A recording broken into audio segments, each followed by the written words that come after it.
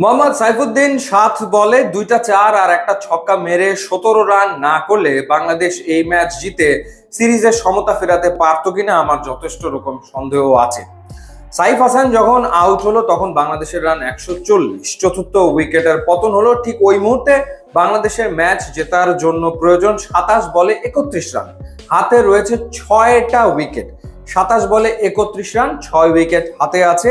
কিন্তু এর পরেই হঠাৎ করে খেলাটার রং কেমন যেন পাল্টে গেল যখন তাওহিদ হৃদয় আউট হয়ে গেল, রান আউট হলো অযথাই, এবং এরপরে নুরুল হাসান সোহানও আউট হয়ে গেল। তখন একটা অনিশ্চয়তা বা একটা সংশয় কিন্তু তৈরি হয়েছিল। সেই সব সংশয় দূর করেছেন মোহাম্মদ সাইফুদ্দিন তার 7 বলে 17 রানের ছোট্ট ক্যামিওতে, এবং মূলত তাকে এই ম্যাচে অন্তর্ভুক্ত করার কারণেই ছিল ব্যাটিং ডেপথ বাড়ানো। যেহেতু আগের ম্যাচে বাংলাদেশ আসলে আয়ারল্যান্ডের এগেইনস্টে 180 চেস করতে গিয়ে কলাপস করেছিল, সেই কারণেই সাইফুদ্দিনের ইনক্লুশন এবং ইনক্লুশনটা আসলে কাজে লেগেছে।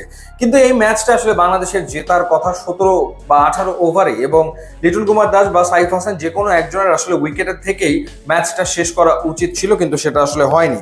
লিটন কুমার দাস বাংলাদেশের বেস্ট টি20 ব্যাটার, আরো একটা 50 পেয়েছেন। তিনি ক্যারিয়ারের 16তম হাফ সেঞ্চুরির দেখা পেয়েছেন। 37 বলে 57 রান করেছেন, 3টা 4 এবং 3টা 6-এর মারে। এবং এই বছরে লিটন কুমার দাসের এইটা পঞ্চম 50, অর্থাৎ এই বছর তিনি টি20তে 600-এর উপরে রান করেছেন। তার 10 বছরের টি20 ক্যারিয়ারের সবচেয়ে সেরা বছর হচ্ছে 2025। তিনি 600-এর উপরে রান করেছেন, তিনি 5টা 50 হাঁকিয়েছেন। এর আগে তিনি 50 হাঁকিয়েছেন 4টা 2022 সালে, সেই বছর তিনি রান করেছিলেন 544। সুতরাং দারুণ একটা বছর লিটন কুমার দাস কাটাচ্ছেন। আর শুরুটা করে দিয়েছিলেন পারভেজ হোসেন ইমন, 43 রানের একটা ইনিংস তিনি খেলেছেন, যার কারণে পাওয়ার প্লেতে বাংলাদেশ রান করেছে। আগের ম্যাচটা বাংলাদেশ হেরে গিয়েছিল পাওয়ার প্লেতে, যখন 180 চেস করতে গিয়ে আপনি 20 রানে 4 উইকেট হারিয়ে ফেলবেন পাওয়ার প্লেতে, সেই ম্যাচ জেতা যায় না। কিন্তু এই দিন 170 চেস করতে নেমে 171 টার্গেট ছিল, বাংলাদেশ শুরুটা দারুণ করেছে এবং পাওয়ার প্লেতে 66 রান করে ফেলে 1 উইকেট হারিয়ে। সো দারুণ একটা স্টার্ট এনে দিয়েছেন পারভেজ হোসেন ইমন। তিনি তার ক্যারিয়ারের 4র্থ হাফ সেঞ্চুরি করতেই পারতেন, কিন্তু সেটা আসলে হয়নি। তানজিদ হাসান তামিম তিনিও অযথাই আউট হয়েছেন। বাংলাদেশের 2টো রান আউট, দুটোই আসলে অযথাই হয়েছে। শুরুতে তানজিদ হাসান তামিমেরটা, আর পরে হচ্ছে তাওহিদ হৃদয়েরটা। তো যাই হোক, বাংলাদেশ এই ম্যাচ জিতেছে। লিটন কুমার দাস ক্যাপ্টেন্স নক খেলেছেন।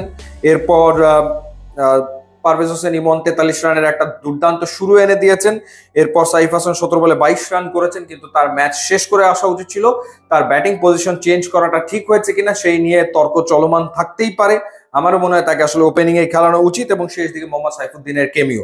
এর আগে বোলিং এ কিন্তু বাংলাদেশ স্পেশালি সেকেন্ড 10 ওভারে দুর্দান্ত বল করেছে। প্রথম 10 ওভারের তুলনায় দ্বিতীয় 10 ওভার বাংলাদেশ খুব ভালো করেছে। স্পেশালি মাহাদির কথা বলতে হয়, 1 ওভারে তিনি যখন আসলে 2 ভাইকে ফেরালেন, টিম ট্র্যাক্টরকে তিনি আউট করেছেন, হ্যারি ট্র্যাক্টরকে আউট করেছেন। দুজনেই বিপজ্জনক ছিলেন, এবং ওই দুজনকে একই ওভারে ফিরিয়ে মূলত আসলে আইরিশদের রানের চাকায় তিনি লাগাম পরিয়ে দিয়েছেন, যেই কারণে 170-এর বেশি করতে পারেনি তারা। যদিও পাওয়ার প্লেতে আয়ারল্যান্ড অনেক রান করে ফেলেছিল, 75 রান তুলে ফেলেছিল তারা, 75 তুলেছিল 1 উইকেটে। সো পাওয়ার প্লেতে 75 তুলে ডেফিনেটলি সেই ম্যাচে ওই দলের রান কিন্তু 200 হয়ে যাওয়ার কথা, সেটা হয়নি। তাদের হাতে ইনফ্যাক্ট 9 উইকেটও ছিল।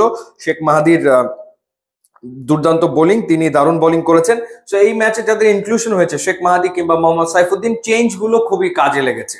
চেঞ্জগুলো কাজে লাগার কারণেই বাংলাদেশ এই ম্যাচ জিতলো এবং সমতা ফেরালো। মোহাম্মদ সাইফুদ্দিন তিনি 4 ওভারে 40 রানে 1 উইকেট নিয়েছেন এবং 7 বলে 17 রান করেছেন। অলরাউন্ড পারফরমেন্স তিনি আসলে করেছেন। সো দেখা যাক বাংলাদেশ সিরিজটা জিতে বছরটা শেষ করতে পারে কিনা। ইউটিউব এবং ইনস্টাগ্রাম লিঙ্ক দেওয়া আছে, আপনারা যোগ দিলে খুবই খুশি হব। And thanks for watching.